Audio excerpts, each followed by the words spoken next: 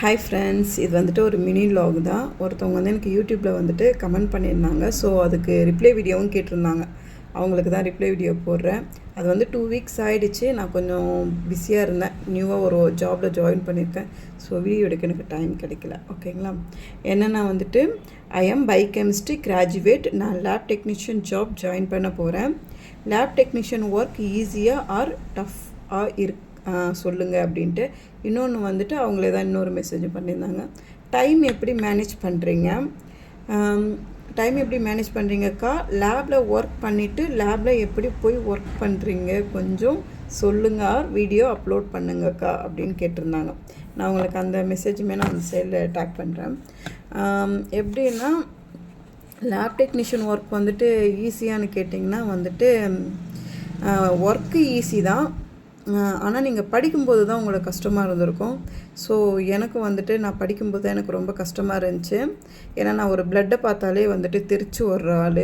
So என்னோடய husband வந்துட்டு உனக்கு அந்த பயம்லாம் வரக்கூடாதுன்றதுனால தான் நான் லேப் டெக்னீஷியனுக்கு ஜாயின் பண்ணார். ரீசன் அதுதான். அதுக்கப்புறம் ஜாயின் பண்ணி ஃபஸ்ட்டு உள்ளே போகும்போது ரத்தம் நிறைய விஷயம், அருவருப்பான நிறைய விஷயம் ஃபேஸ் பண்ணோம் நாங்கள். நான் மட்டும் இல்லை, என் கூட ஜாயின் பண்ணவங்களுமே வந்துட்டு. ஏன்னா வந்து நம்ம அங்கே பாடி ஃப்ளூயிடு, இந்த குட்டியாக இறந்து போன குழந்தைங்களோட சாம்பிள்ஸு, அது மாதிரி நிறைய விஷயம் வந்துட்டு பார்த்துருக்கோம். பயோகெமிஸ்ட்ரி, மைக்ரோபயாலஜி நிறைய. அதெல்லாம் வந்து நிறைய நாள் நாங்கள் சாப்பிடாம கூட இருந்திருக்கோம். ஏன்னா சாம்பிள்ஸ் டீகம்போஸ் ஆகிருக்கும், ஸ்மெல்லு அதெல்லாம் வந்துட்டு கொமட்டும் ஸ்டார்டிங்கில். அதுக்கப்புறம் எங்களுக்கு அது பழகிடுச்சு. அதுக்கப்புறம் ஓகே, நாங்கள் படிக்கும்போது ஓகே பழகிடுச்சு. அதை முடிச்சுட்டு வெளில வரும்போது கம்ப்ளீட்டாக நாங்கள் எல்லாத்துக்கும் ரெடி ஆகிட்டோம். அது மாதிரி தான் இருந்தது. அதுக்கப்புறம் நாங்கள் வேலைக்கு ஜாயின் பண்ணப்போ வந்துட்டு கோவிட் டைமு. நான் வேலைக்கு போய் ஒரு 2 monthsல கோவிட் ஸ்டார்ட் ஆச்சு. அப்போ வந்துட்டு நான் ப்ரெக்னெண்ட்டாகவும் இருந்தேன். அப்போ வந்துட்டு ப்ரெக்னெண்ட்டில் வந்துட்டு ஜாப் போயிட்டு தான் இருந்தேன். நான் 9 month வரைக்குமே போயிருந்தேன். அந்த 9 month வரைக்குமே வந்துட்டு கோவிட் பீரியட் தான். ஸோ அதுக்கப்புறம் வந்து குழந்த பிறக்க போகுதுன்னு வேலையிலேருந்து நின்றுட்டேன். அதுக்கப்புறம் 3 years வந்து வேலைக்கு போகலை. அதுக்கப்புறம் 2 பசங்களை வச்சு சமாளிக்க முடியலை, அதனால் நான் வேலைக்கு போகல. அதுக்கப்புறம் என்னாச்சுன்னா வந்துட்டு ஈவினிங்கில் எங்கன்னா போகலாம் அப்படின்னு முடிவு பண்ணேன். ஈவினிங்கில் வந்துட்டு ஒரு லேபில் போயிட்டு ஜாயின் பண்ணேன். ஈவினிங்கில் 5 to 8:30 ஓகேங்களா ஜாயின் பண்ணேன். Report issuing. ஆனால் சண்டே மட்டும் வந்து 7 to 1 வரைக்கும் இருக்கும் சண்டே மட்டும். ஓகேங்களா, அது போயிட்டுருந்தேன். ஒர்க்கு வந்து ஈஸி தான்ப்பா. படிக்கும்போது தான் நம்மளுக்கு கஷ்டமாக இருக்கும். டைமிங் வந்துட்டு எப்படி நீங்கள் இது பண்ணுறீங்க, அப்படி மேனேஜ் பண்ணுறீங்கன்னு கேட்டாங்க. டைமிங் மேனேஜ் பண்ணுறது ரொம்ப ரொம்ப ரொம்ப ரொம்ப கஷ்டம். யாருக்குன்னா வந்துட்டு மேரேஜான ஹவுஸ் ஒய்ஃப்க்கு. ஓகேங்களா, இப்போ அன்மேரிட்னா ப்ராப்ளம் இல்லை. வீட்டில் அம்மா சப்போர்ட் பண்ணுவாங்க. மார்னிங் ஏஞ்சி உங்களுக்கு லஞ்ச்லேருந்து எல்லாம் பேக் பண்ணி கொடுப்பாங்க. நீங்கள் 7 o'clock ஷிஃப்ட்டாக இருந்தாலும் போயிடலாம். லேப் டெக்னீஷியனை பொறுத்த வரைக்கும் மோஸ்ட்லி 7 o'clock ஷிஃப்ட்டு தான் போடுவாங்க. ஏன்னா லேபை தவிர மற்ற எல்லா இடமும் டயக்னோஸ்டிக் சென்டர் தான், பிளட் கலெக்ஷன் இது தான். அங்கெல்லாம் போனீங்கன்னா மார்னிங் 7 6:30 தான் ஷிஃப்ட்டே போடுவாங்க. அப்போ ஹவுஸ் ஒய்ஃபாக இருக்கும்போது நம்ம 7 o'clock போனோன்னா அப்போ யோசிச்சு பாருங்கள்.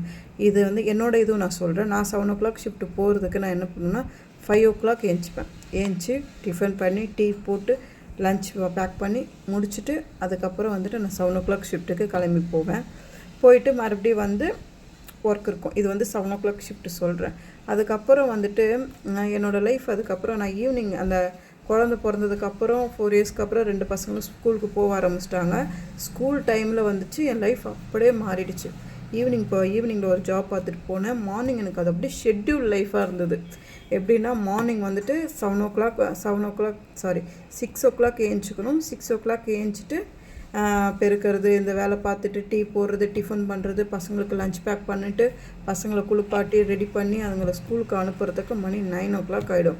9 o'clock அப்புறம் தான் நான் டீயே குடிப்பேன். டீ குடிச்சிட்டு மறுபடியும் வந்துட்டு என்னோடய ஹஸ்பண்ட் அமுச்சு விடணும். அதுக்கப்புறம் மதியத்துக்கு என்ன சாப்பாடு பண்ணணும். ஏன்னா வந்துட்டு வெரைட்டி ரைஸ் எல்லாம் வந்து எங்கள் வீட்டில் சாப்பிட மாட்டாங்க. அது பசங்களுக்கு மட்டும்தான். ஸோ வந்து நான் அதுக்கு தனியாக சமைக்கணும், மதியத்துக்கு தனியாக சமைக்கணும்.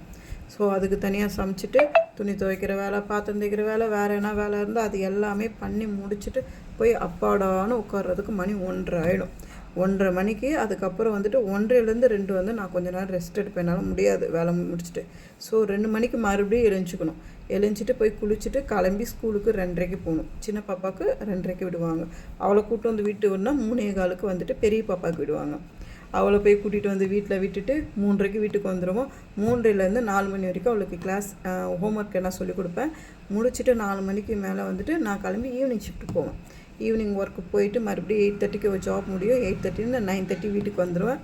9:30க்கு வந்துட்டு சாப்பாடு என்ன இருக்கா இல்லையான்னு பார்த்துட்டு அதை முடிச்சுட்டு அதுக்கப்புறம் என்ன பண்ணுவோம், சாப்பிட்டுட்டு எல்லாத்தையும் எடுத்து வச்சுட்டு படுக்கிறதுக்குள்ளே மணி 11 ஆகிடும். ஸோ இதுதான் வந்துட்டு என்னோடய ரொட்டீன் லைஃப்பாக வந்துட்டு 1 இயர் கிட்டே இருந்தது. இப்போ வந்து வேறு ஒரு ஜாபில் நான் ஜாயின் பண்ணியிருக்கேன். ஸோ டைமிங் நான் வந்து இப்படி தான் மேனேஜ் பண்ணி வந்துட்டு போயிட்டு இருந்தது. என்னோடய லைஃப் சொல்கிறேன், இப்படி தான் போயிட்டு இருந்தது. ஒரு ஷெட்யூல் லைஃபாகவே இருந்தது. இந்த டைமுக்குள்ளே இதை பண்ணணும், அந்த டைமுக்குள்ளே அதை பண்ணணும், இதை முடிக்கணும், அதை முடிக்கணும், இப்படி தான் போயிட்டு இருந்தது. ஸோ இப்படி தான் டைமிங் நான் மேனேஜ் பண்ணி நான் போயிட்டுருந்தேன். இப்போ வந்துட்டு பசங்களுக்கு லீவ் விட்டாங்க, வீட்டில் இருக்காங்க. நான் புதுசாக ஒரு ஜாப் ஜாயின் பண்ணியிருக்கேன்றதுனால இப்போ வந்து ஒரு 5:30க்கு தான் எழுந்திரிக்கிறது. டீ போட்டு சட்னி அரைச்சி வச்சுட்டு கிளம்பி நான் 7 o'clock ஷிஃப்ட்டுக்கு வந்துடுவேன். ஓகேங்களா? இப்போ லைஃப் இப்படி தான் போகுது. ஆனால் கொஞ்சம் மேனேஜ் பண்ணுறது கஷ்டம்தான், ஆனால் மேனேஜ் பண்ணலாம். கற்றுக்கோங்க, நிறைய விஷயம் கற்றுக்கிறதுக்கு இருக்குது. ஆனால் வந்துட்டு நர்ஸு டாக்டரு எப்படியோ அப்படி தான் நம்மளும். ஓகேங்களா? ஆனால் வந்துட்டு நர்ஸு டாக்டருக்கு அவங்க தெரிகிற அளவுக்கு நம்ம யாருக்கணுக்கும் தெரியவும் மாட்டோம். ஓகேங்களா? நீங்கள் கற்றுக்கோங்க. இது வந்துட்டு உங்களுக்கான வீடியோஸ் தான். ஓகேங்களா? நீங்கள் கற்றுக்கோங்க, நிறைய விஷயம் கற்றுக்கோங்க. ஓகேங்களா? நெக்ஸ்ட்டு வந்துட்டு நான் இன்னொரு வீடியோ போடுறேன். அதில் வந்துட்டு எதை பற்றினா இப்போ ஜாபுக்கு நம்ம போகிறோம் இல்லைங்களா, எதனால நம்ம போகிறோம் அப்படின்ற மாதிரி நான் அதை வந்து ஒரு வீடியோவாக நான் வந்து நெக்ஸ்ட் வீடியோவில் அப்டேட் பண்ணுறேன். இதுவே வந்து 7 minutes ஆயிடுச்சு. அவ்வளோ நேரம் பொறுமையாக யாரும் பார்க்க மாட்டாங்க. ஸோ அதான் இதுக்கு இன்னொரு விஷயம் மறந்துட்டேன். இதுக்கு நடுவில் வந்து நான் வீடியோஸ் எடுப்பேன். வீடியோஸை நானே தான் எடுப்பேன், நானே எடிட் பண்ணுவேன், நானே அப்டேட் பண்ணுவேன். இதையும் நானே தான் பண்ணிகிட்ருப்பேன். இந்த டைமிங்கில் நான் இது எல்லாமும் சேர்த்து தான் மேனேஜ் பண்ணேன். உங்களாலையும் கண்டிப்பாக பண்ண முடியும். All the best. நியூவாக வந்துட்டு ஜாப்க்கு போகிறேன்னு சொன்னீங்க. All the best. Thank you. Bye.